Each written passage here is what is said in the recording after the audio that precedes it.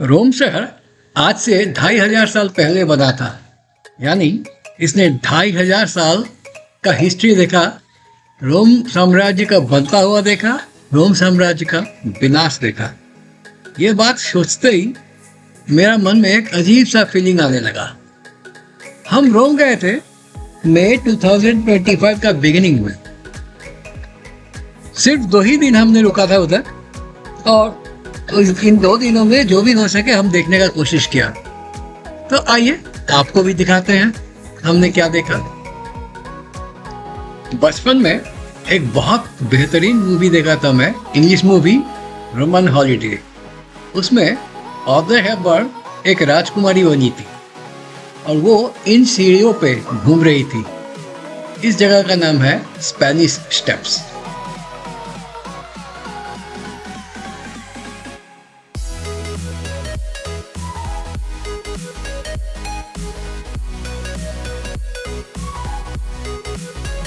आज मई की 5 तारीख है।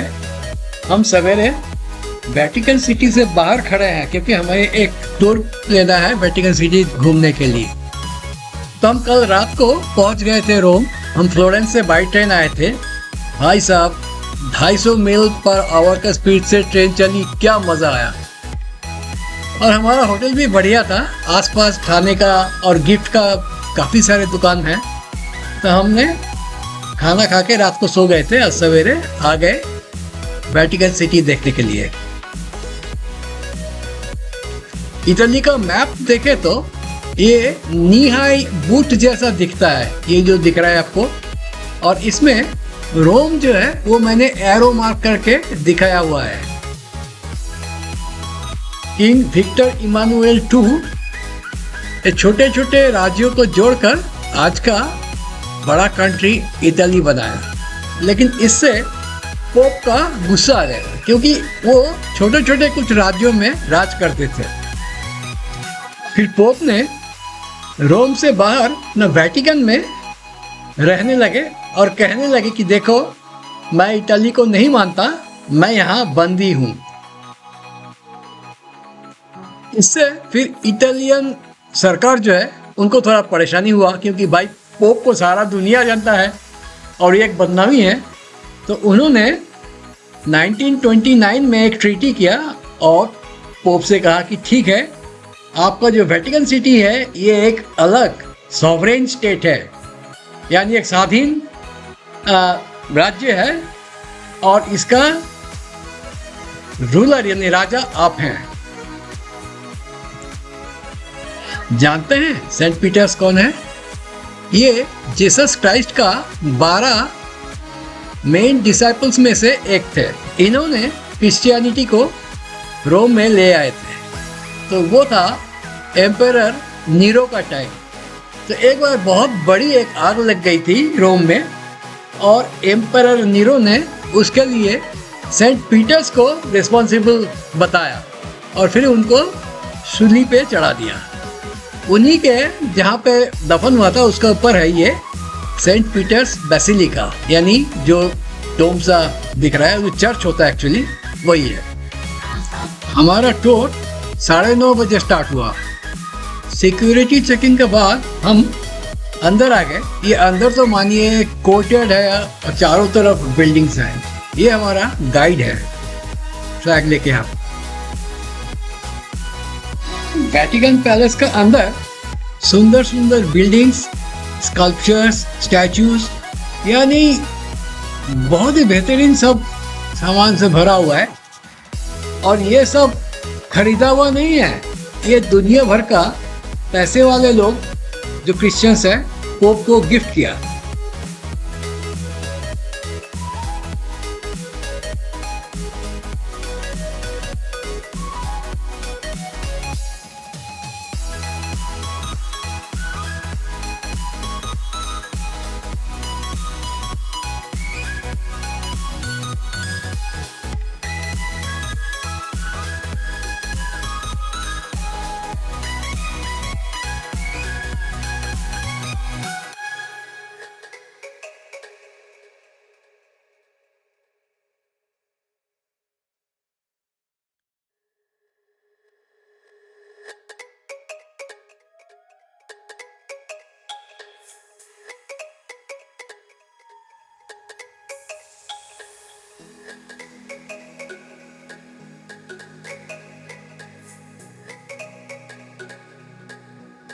अब हम और एक बिल्डिंग में जा रहे हैं।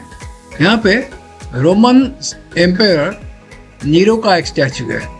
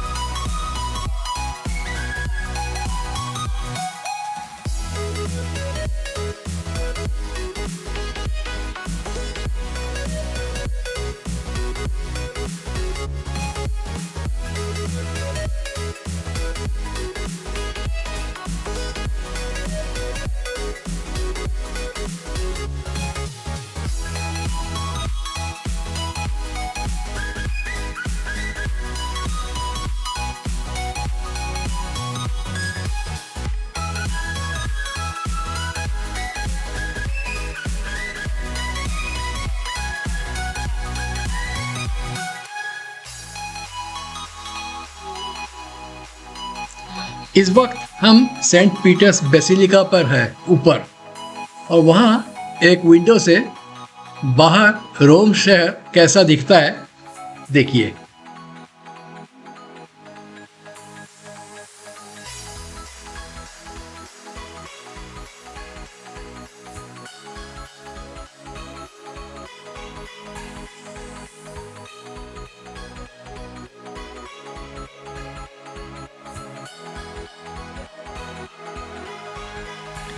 अब हम पेंटिंग एरिया में जा रहे हैं।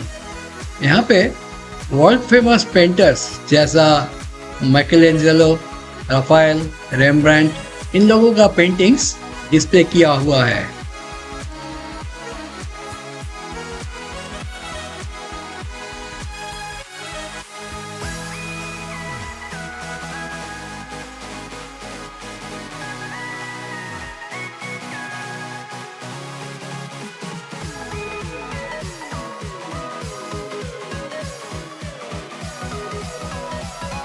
ये जो पेंटिंग्स हम देख रहे हैं, इन एरिया में कैमरा फ्लैश मना किया हुआ है, क्योंकि इससे बहुत पुरानी पेंटिंग्स है, इसमें पेंटिंग खराब होने का चांसेस है।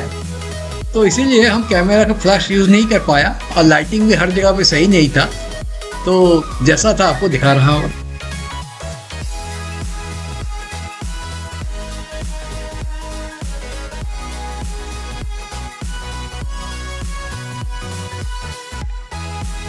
ये इटली का मैप है, आज से करीब 1000 साल पहले बना। और देखिए उन दिनों इतना इक्विपमेंट्स तो था नहीं, फिर भी कितना एक्यूरेट मैप बनाया इन्होंने।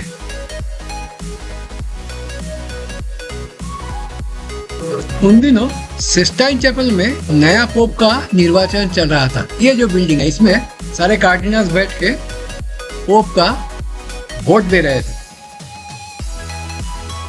इतने सारे वर्ल्ड फेमस पेंटिंग्स के बीच खड़े होकर मुझे लग रहा था कि मानो मैं एक हीरे जवाहरात का पहाड़ के सामने खड़ा हूँ। मैं सोच रहा था कौन कौन सी पेंटिंग ध्यान से देखूं, क्योंकि हाथ में समय बहुत कम था और ये सब पेंटिंग देखने में बहुत टाइम लगता है।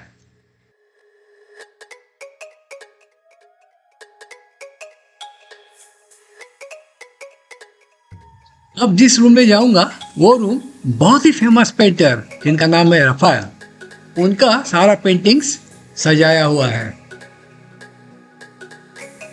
वैसे तो मैं कोई पेंटिंग का समझदार हूँ नहीं, लेकिन फिर भी Raphael, Rembrandt, Michelangelo, Leonardo da Vinci, ये सब नाम तो बचपन से सुना हुआ है। तो ऐसे ही पता चलता है कि ये लोग बहुत ही फेमस थे।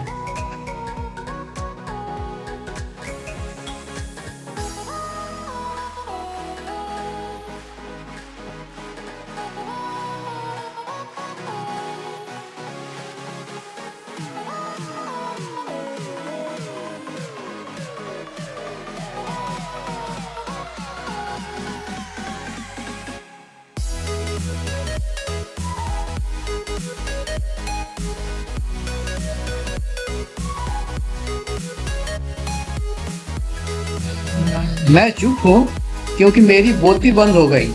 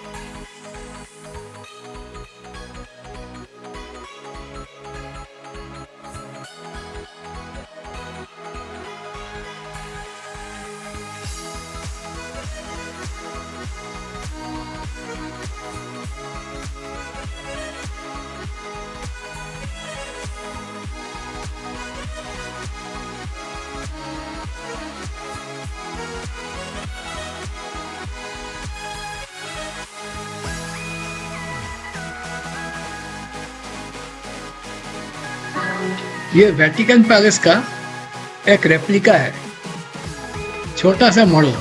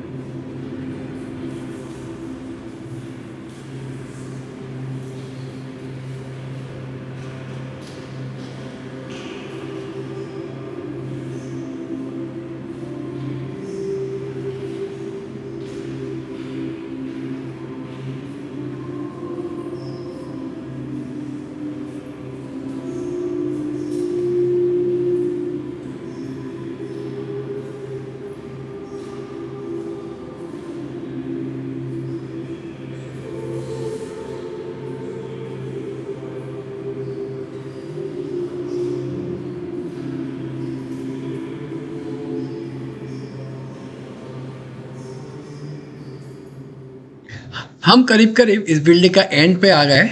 अब बाहर निकलेंगे। मैडम ने कही थोड़ा रेस्ट कर लेते हैं, फिर चलेंगे हम ट्रेवी फाउंटेन देखने। हम कैब लेके 3-4 मील दूरी पे है ट्रेवी फाउंटेन, वहाँ पहुँचे। ओरिजिनली ये ट्रेवी फाउंटेन बना था सम्राट ऑगस्टस के टाइम पे। इसमें एक्वाडक्ट के थ्रू आसपास की पहाड़ों से जो झरना है, झरने का पानी शहर में लाया जाता था और इस फाउंटेन के थ्रू ये पीने का या नहाने का काम में यूज़ किया जाता था। उसके बाद कई बार इसका रेनोवेशन हुआ, तो आज के डेट में यही है ट्रेवी फाउंटेन का चेहरा।